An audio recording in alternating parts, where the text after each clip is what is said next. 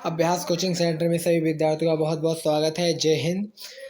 दैनिक जागरण का यह राष्ट्रीय संस्करण आज है गुरुवार और आज जो तारीख है वो है 21 अक्टूबर सन 2021।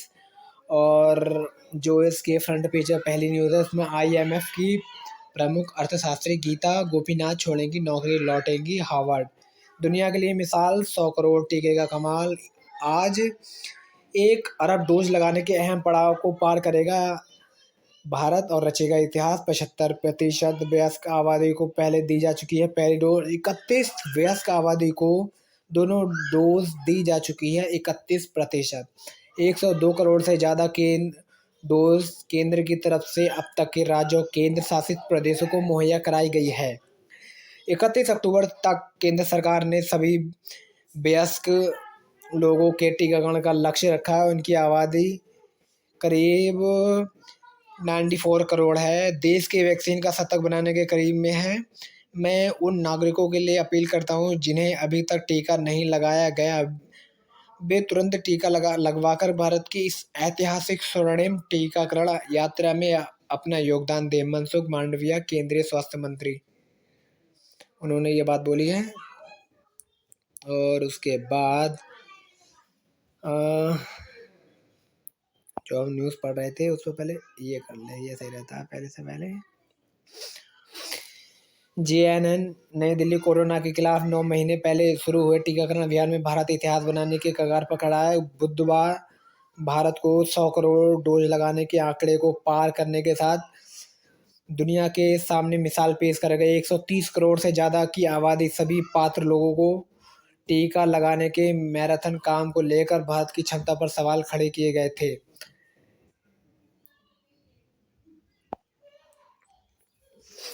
और दूसरी खबर है, उसमें न्यूज़ है, उसमें ये बोला गया है कि गैर कश्मीरियों के हत्यारे ढेर बदला लिया। कुलगाम और सोफिया में सुरक्षा बलों ने आतंकियों को मार गिराया और 4 आतंकी मार गिराए, 1 सैनिक सहित 2 घायल हो चुके हैं। 11 मुठभेड़ में 17 आतंकी मारे गए जा चुके हैं महज एक पखवाड़े में।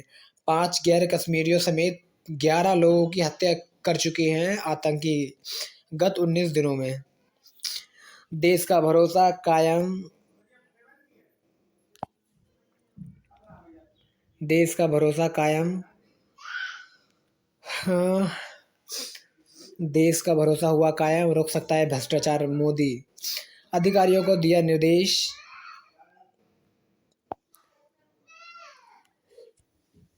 सॉरी, अधिकारियों को दिया निर्देश, दुनिया में ना हो भ्रष्टाचार के लिए कोई सुरक्षित जगह। CBC और CBI की बैठक में बाद में जांच क्या करने के बजाय पहले ही रोकथाम की प्रक्रिया बनाने पर दिया गया जोर। भ्रष्टाचार छोटा हो या बड़ा हो, वह किसी न किसी हक छीनता ही है और वह लगाम लगाना बहुत जरूरी है। उसके बाद हम आगे बढ़ते हैं। उत्तराखंड में मृतकों की संख्या पहुंची 49, 9 सब और मिले। तालिबान ने महिला वॉलीबॉल खिलाड़ी को सिर कलम किया।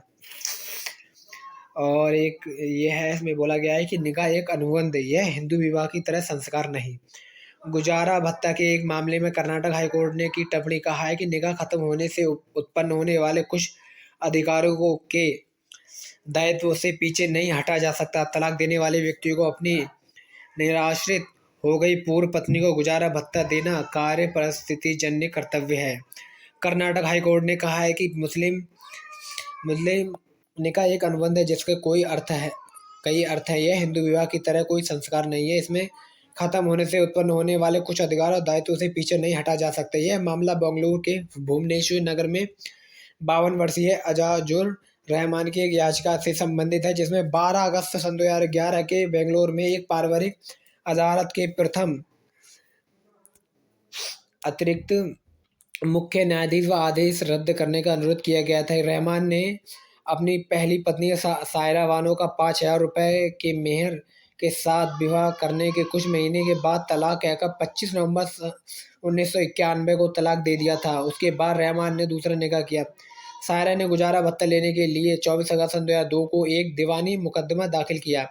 पारिवारिक अदालत के अनुसार आदेश दिया था कि बाद ही सायरा बानो बाद की तारीख से अपनी मृत्यु तक या अपना पुनर्विवाह होने तक प्रतिवादी की मृत्यु तक 3,000 रुपये की दर से मासिक यानी कि महीने का गुजारा भत्ता पाने की हकदार है। हाई कोर्ट ने जस्टिस कृष्णा एस दीक्षित ने 25,000 रुपए के जुर्माने के साथ याचिका खारिज करते हुए 7 अक्टूबर को अपने आदेश में कहा है कि निकाह एक अनुबंध है जिसके कई अर्थ हैं। यह हिंदू विवाह की तरह एक संस्कार नहीं है। यह बात सत्य है कि जस्टिस दीक्षित ने कहा है कि मुस्लिम निकाह कोई संस्कार नहीं है और इसका समाप्त होने के बाद हुए कुछ दायित्व और अधिकारों के लिए भागा नहीं जा सकता। पीठ ने कहा है कि तलाक के जरिए विवाह बंधन टूट जाने के बाद भी पक्षकारों के सभी दायित्व और कर्तव्यों को पूरी तरह समाप्त नहीं होते। हाई कोर्ट ने कहा है कि मुसलमानों में एक अनुबंध के साथ निकाह होता है या अंततः एक वह स्थिति प्राप्त कर लेता है जो आमतौर पर अन्य समुदाय